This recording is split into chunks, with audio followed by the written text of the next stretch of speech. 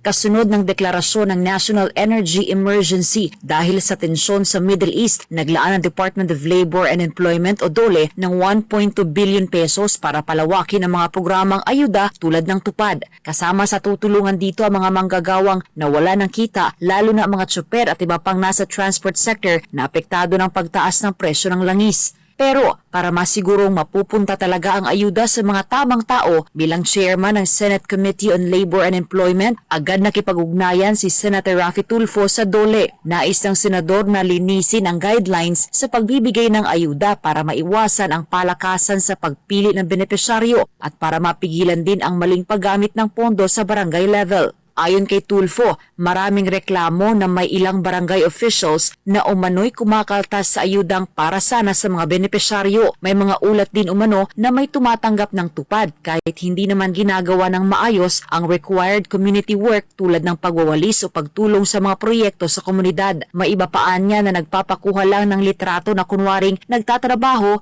tapos ay umuuwi na. Dahil dito, gusto ni Tulfo na gawing mas makabuluhan at mas kapaki-pakinabang sa komunidad ang mga ipinapagawa sa ilalim ng tupad. Sinabi naman ng DOLE na nakikipag-ugnayan na sila sa DOTR at LTFRB para sa pagpapatupad ng tupad tuloy pasada. Layunin ng programang ito na madagdagan ang kita ng mga tsuper habang tuloy pa rin ang biyahe ng pampublikong transportasyon.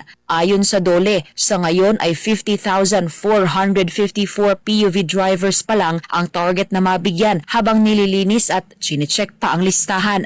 Pwede rin daw mag-apply ang ibang tsuper basta hindi sila kasalukuyang tumatanggap ng benepisyo mula sa 4-piece program ng DSWD. Sinabi naman ni Tulfo na mas maganda kung isama na agad sa validation ang lahat ng driver sa master list para hindi na sila pahirapan pang mag-apply sa iba't ibang opisina. Samantala, halos 38,000 naman ang nakatanggap na ng tupad assistance na umabot sa 534 million pesos. Para naman sa mga OFW na napauwi sa bansa, nagsasagawa na rin ang DOLE ng job fairs para matulungan silang makahanap muli ng trabaho. Dahil sa lumalaking problema sa kabuhayan at trabaho, nangako si Senator Tulfo na magpapatawag siya ng hearing sa susunod na linggo para mas mapag-usapan kung paano matulungan ang mga manggagawang pinakaapektado ng krisis. Anong gusto ko?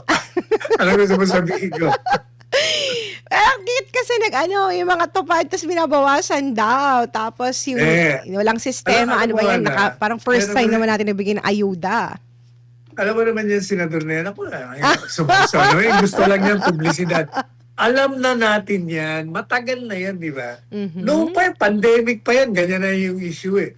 So, ang remedyo dyan, maging masigasig itong sa executive na gumawa sila ng kaparaanan ng programa na hindi ibubulsa.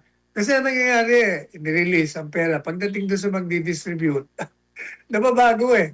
Napupunta yung malaking parte sa mga bulsa nila. Yan ang gawa ng paraan ng administrative agencies. Executive yan eh. Hindi yan sa legislatura.